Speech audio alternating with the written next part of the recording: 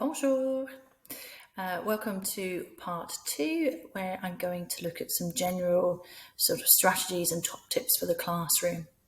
So you'll see on this slide and the next, I've got a grid and I've left a column blank on the right hand side, and that's for you to sort of traffic light in your head, if you like, or when you download the PowerPoint, you could note it and copy this.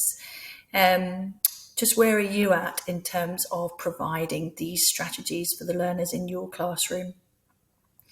And these ideas come from a paper that I've read, and I put the link on the next slide. They also come from my experience of teaching both in primary and in secondary. And I'm sure a lot of them will be familiar to you.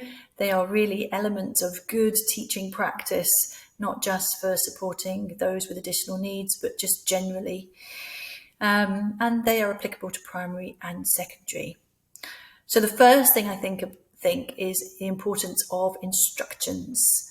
Some children really struggle with the number of instructions in a classroom, multi-step instructions where there's different ones sequentially, and it can be quite overwhelming if a lot of information is given and a child doesn't understand the instructions and then has to complete a task. Can be a bit baffling. So making sure that we give support, whether that be a visual clue or a cue like regardez. If I'm giving the instruction in another language, can I also do a mime, écoutez? Or could I provide a visual support like a picture on the board, a key word in the language or in English? And as children get older, you might like to give them instructions that are written on a piece of card, for instance, and you put that on their desk for them so they can refer to that. You might write shorthand on the board, a little eyes for looking. So anything like that to support them. If you're giving out a worksheet with when learners are a wee bit older, you might want to make sure that you've got very clear instructions that they can refer to. And it's in separate steps to help them. So I think that will really help, especially in the languages classroom where we tend to have quite a few different activities. And giving those instructions first in English so that children are used to them before you start giving them in another language. I like to have a multi-sensory approach, and I think that this is key to really, include everybody in the classroom. Now, there are tons of different learning styles, but if we can take a VAK approach, visual, audio, and kinesthetic, so movement, then you're probably going to be grabbing most of the children's attention and different learning styles. And there's a wee paper here that I've linked to about a multisensory approach. So for instance, if you're introducing a word, can you do it visually? So numbers, there's my visual. So, or can I use a prop or a flashcard? I say it, you might have it written as well for older learners to see the written word. And can I do some sort of movement or mime? So, I grunt like a monkey. Very simple example. So if every piece of vocabulary you're giving, you can give it in 3 different ways to remember it, then hopefully that will suit most learners. Number 3, making sure that we present key concepts very explicitly. So you might do a lot of language detective work, getting children to figure things out and work things out and ask questions and discuss, but not forgetting that there's still a space and a really important place for that upfront explicit teaching. And I think that that's key. Some learners like to understand what's going on and they need something, a hook, and they want to see the patterns and the logic and work things out and then be able to manipulate it. Making sure that as well as the games and the songs and the stories and the mimes and the having fun, that we're also having that explicit upfront teaching. Number 4, the idea of bite-sized chunks. So making sure that we really break things down, and that we're aware of the pace of all the learners in the class, what's going to suit them, and specifically with individual learners. Some children just have slightly slower processing speed. It just takes them a wee bit longer and they need more time. So in the classroom, if you're doing a couple of different activities, do all learners need to do all the activities, or can some children have more time on just a couple of the activities? As is, good teaching practice, we will always break something down. If we've got an end point and we want children to be able, to repeat the different colours in the rainbow, we're going to break that down, and we're going to give them a couple of keywords at a time and give them lots of practice before we expect them to do that.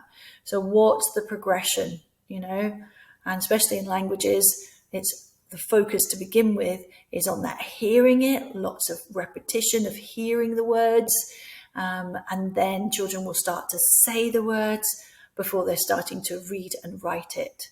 So just being aware of that, and aware of where children are at.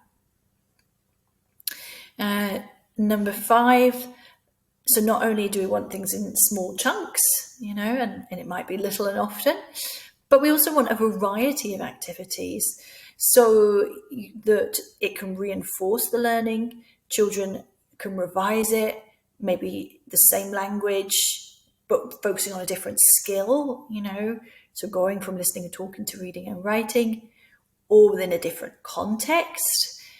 So colours of the rainbow, and then looking at colours with describing your pet. So the same language can be recycled, and it's that kind of spiral approach to learning. And, if you are, for instance, introducing, sticking with colours, can we have different activities, different games that focus on the different skills to progress that learning? So, for instance, you might play a game to begin with where children are copying what you say in different voices. Blah, blah, blah, blah, blah. So they're saying it. You then might have an activity where they're listening to it. 4 corners, they're listening and moving to the right corner, which is labelled with the colour. And then maybe hearing the words in the song and joining in with that. So they're hearing it in a structure. And then maybe some question and answering, for instance, what colour is this? Is it this or is it that? And giving them a choice of 2.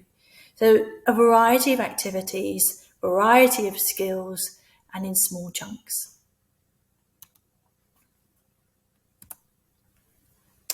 Number 5, I think it's important that we make sure that we give our strategies, I'll give our learners strategies so that they can think about how to memorize vocabulary or learn vocabulary or just make those links with English when they're younger. And as they get older, thinking about grammar and language structures, so we can give them the tools to be independent. So, what would that look like? So, for instance, if we were teaching parts of the body, we might be saying nez, pointing at it, nez. What English word does that look and sound like that also starts with the same letter? Nose. So we're giving them that hook that it starts with the same letter. So that's a way to remember it. Or it might be that, you have, the word for cat, chat, and, you might give them the mime, a Makaton, mime, cat to go with it. So they're learning a mime. So stories, word associations linked with English, mimes and actions, all of that can be really helpful. It might be that we give them the idea of using different colours. If we're teaching grammar, for instance, are we going to be focusing in on genders? And can we colour code them, whatever colour you and your learners decide is appropriate, so that it helps them? So une words or feminine words might be a certain colour, say red, and un or masculine words might be a different colour, like blue, and bringing that attention.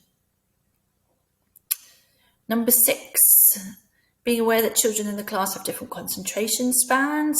So not everybody can sit and listen for a long time. Some children maybe need to fiddle with something as they're doing that, or they just need the learning chunked up a bit more, so that they don't have to sit for too long. Do they have to sit? Can they move around? So can we have activities which would still engage them, but which they might find easier to focus, because there might be some movement involved, for instance. Number 7, being aware that not everybody's confident to speak out loud, not everybody is happy to speak out loud, and thinking about that. And obviously you'll know your learners. So, if in your classroom you have hands up, who is it that's always asking, that's always putting their hands up to answer? What about the children who aren't happy to put their hands up? How can they join in? Can they have a show me board and write it down, or draw a picture of it, or have little mini cards that they can use and hold up? Can they record themselves speaking? There are different ways of children, giving their answers. Do you have to have hands up? Could it be a no hands classroom where the teacher calls on the learner, or learners to give answers? And that might be easier with slightly older learners. And can you support them to develop their confidence so that they are happy to give a response? So techniques like think, pair, share, for instance, to start off with, or can you have an atmosphere in the classroom where it's okay to have a go and children feel supported and they're not going to be corrected, and is that involvement and contributions what's praised in the classroom? Number 8, that metacognition, learning how to learn. So bringing awareness to the children, how do they learn best? Are they a doer? Do they like to be kinesthetic and moving around? Are they someone that's visual, that likes colours and pictures? Are they somebody who likes to listen, maybe using songs or repeating words? And once they're aware of that, of how they learn, then you can think about the strategies that go with it. And even young children will know. So if you say to a young child, right, I'm going to teach you how to tie a shoelace up, some will just be, I just want to have a go, So they're a doer. They just want to get in there. Some children will like to watch a video of that. So they're more of a visual person. So it might be an interesting to carry out a wee survey in your class and see what your children are like. And there's no right way to be. They should all be praised and they should all be catered for. And number 9, making sure that language learning, like any type of learning, is going to boost children's confidence in the longer term, and that it is success orientated, and that we're praising them. We're praising them for their effort, their involvement, their contributions, and it's not just about the end point, it's about that journey. And when I say success orientated, I don't necessarily mean, getting 10 out of 10, for instance, or getting everything right all the time. What I mean is, is the task or the activity set up in a way that children are going to be able to do it, and get to that end goal. So for instance, if I, I'm asking children what colour something is, an open question would be, what colour is this? Which is pretty daunting. A closed question, which might be easier, would be, is it blue or is it red? And I'm giving them that support and scaffolding, and the answer's already there in the question. So that's much more success orientated, especially if we've actually revised the colours first of all, before I, ask them those questions. So that's kind of some of the general theories. Most of these, I'm sure, will be familiar to you as part of good teaching practice, but it's worth remembering them, particularly for children with additional support needs. So just what does that look like in action? So that was the theory. Let's look at numbers. So if we were looking at numbers, as I said, you could have visuals like your hands, your dice, You could have a poster in the classroom. You could have flashcards. You might use different colours, and bring attention to even and odd numbers, for instance. And you might have flashcards with words, particularly as children get older. So there's your visual. If we're going to take a multi-sensory approach, then, that's your visual. Audio, saying it in different ways. Ah, do, twa. Sing it, shout it, pretend to be ghosts, whatever it is. Say it quick, say it slow. We might do a movement, we might do some mimes, and I like to teach with different mimes for numbers, and there's a video later on in this where you can watch that, but you can create your own mimes. And then if we're doing movement, we might get the children to pass around, for instance, the number. So pass a word or pass a card, and then they say it as you go around the class. Or you might get them to do a Mexican wave, give everybody a number, un, deux, trois, etc. You can play a playground game, like What's the Time, Mr. Wolf, or Fishermen and Fishes, all work really well with numbers. How might we reinforce that? We might play the car park game, and if you click the link here, it goes to some resources from Lightbulb Languages, where you've got a little car park and children could pretend to have a car, or could make a little car, or could use a rubber, and the teacher says the number and they have to move it to the right place. And it's got the digits and it's got the written words for those that are reading. And then they can do that in groups as well as a class. For consolidation, we might do a number chant, and there's a lovely little song here, un, deux, trois, where the numbers are on a little animation, so they can see the digits, and then they can join in.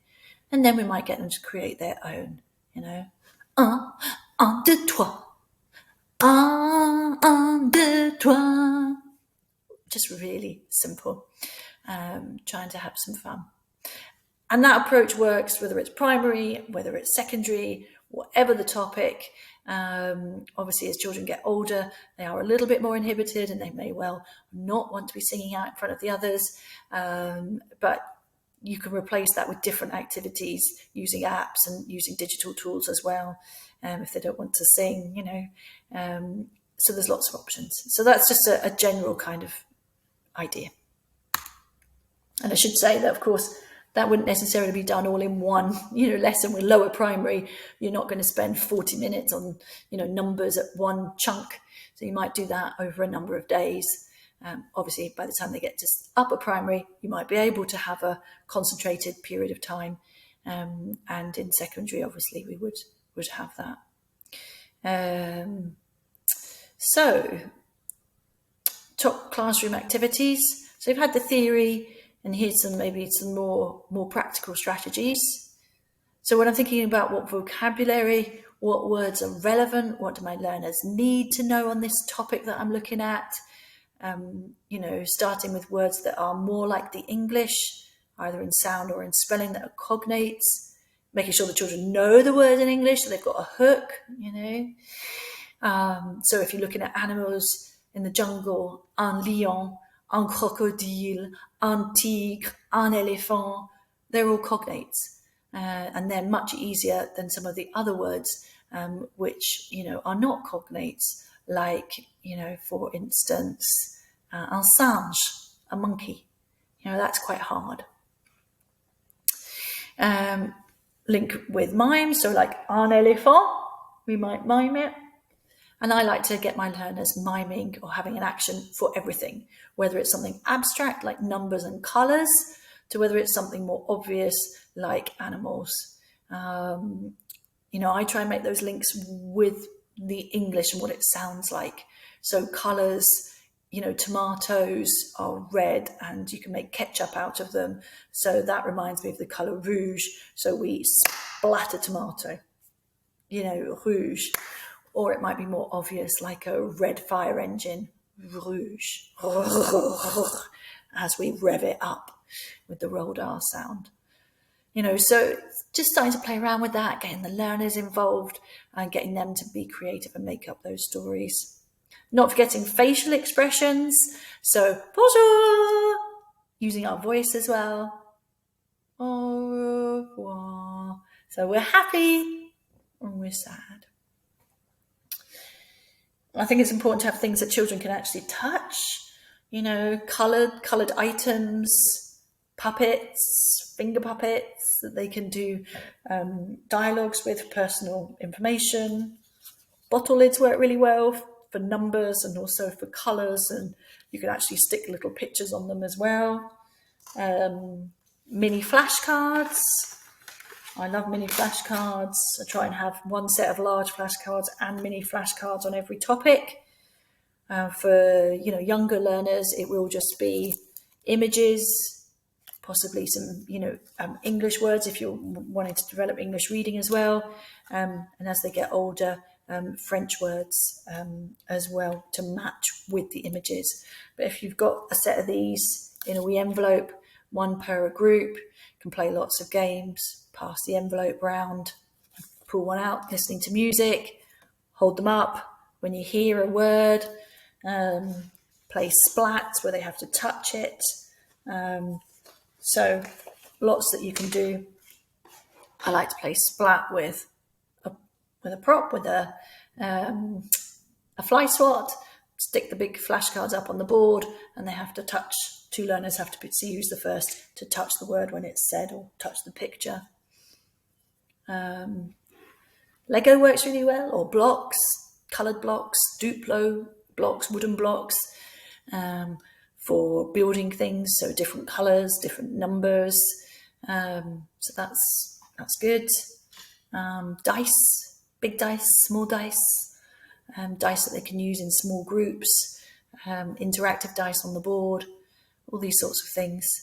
They're good for all learners in the classroom, but if you've got learners that are finding it difficult, then that's something that they can work with. And if you're lucky enough to have some support in the classroom, they can use some of those resources, like the mini flashcards, with a classroom assistant, for instance, or PSA. Thinking about the space that we're in, how big is your classroom? If you're going to get children moving around, playing four corners and touching the walls, or a yes/no wall, or a walkabout game where they're trying to find a partner, can be quite challenging to do it in the classroom. So can you move to the gym hall? Can you go outside and take learning outside? A lot of the games can be done outside, and that can be quite liberating. And it's obviously great for playground games. I think earlier I already said about having that classroom environment that's non-threatening and that's have a go, and talked about the think, pair, share, where they think about it on their own, pair it with a partner, discuss an idea or give the answer to their partner, and then share it with the class. And that concept of whether we have hands up or no hands, obviously lower down primary, we're trying to get children used to putting their hand up and not shouting out. But other ways of doing it is to have lollipop sticks with all the children's names on, so that you put a lollipop stick out, and whoever gets chosen has to answer a question. And it's up to you as a teacher to ensure that you scaffold that question, for instance, as necessary to support that learner, so it isn't a scary thing to have to answer a question. So as I said, is it going to be an open question? Are you going to give a choice of two and make it closed? Are you going to prompt them, what colour is this? What colour is this? This is jaune. Well done. So it's an open question, but with some support if they're struggling, And that scaffolding is across all four skills. So not just talking, but also listening. If you ask them to do any kind of listening or reading comprehension, do they know the vocabulary already? Do they have support like keywords or flashcards or images? If you're doing writing, do they have a word bank, sentence starters as a gap fill? How much support are you giving them? And wall displays, that's part of the support. Whatever you're working on, I would suggest that you have that vocabulary up on the wall with words, with pictures, as appropriate for your class. If you've got grammar you're working on, have that up. And then the children can use that as support. And that might be in the form of posters that you've got online. Sparklebox has lots of free things. It might be things that you've got your children to make up in the class, getting them to write the numbers, to create a wall display or the colours. So there's different ways of doing it. Okay, so hopefully that gives you lots to think about. I've put all of those in a wee summary document here, which you can access by clicking this. It's actually hyperlinked. You can print it out if you want to help you. And I've just put on here sort of my toolbox, so you can just see visually behind this picture of me, there is a little puppet. But that's the things I like to have. I love my little show me or whiteboards in the classroom with pens, one per a child. I think they're really key. As you can see, children had mini cards here on sports that they were trying to work out the English for. There were no pictures, just using our knowledge of English with a P3 class. And digital tools here, using different apps like Chatterpix and PicCollage and Sketchnote, where the children are able to make things to share their learning. Particularly good for children who have difficulty, writing or don't want to speak. They can often record themselves. And it's not appearing, but there is a little video here, a Chatterpix video, that when you download the PowerPoint, you'll be able to access of somebody, a little child, introducing themselves in French and in English.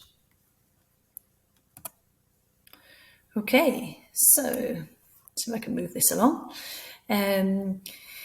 Just wanted to give you a few videos of taking a visual audio kinesthetic, a VAC approach to teaching, and what does that actually look like in practice. So I've got some examples here. There are some videos. Again, when you download the PowerPoint, you can have a look at them. I referred to me introducing the numbers with 1 to 10. And interestingly enough, I did that with a nursery under P1 class. And then when they went into P2, they looked at numbers 10 to 20 in French, and they used those mimes to help them and see the patterns and, use those mimes to create new mimes. So that was quite encouraging.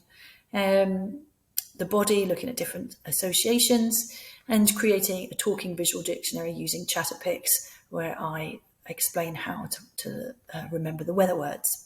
So that's just something for you to have a look at.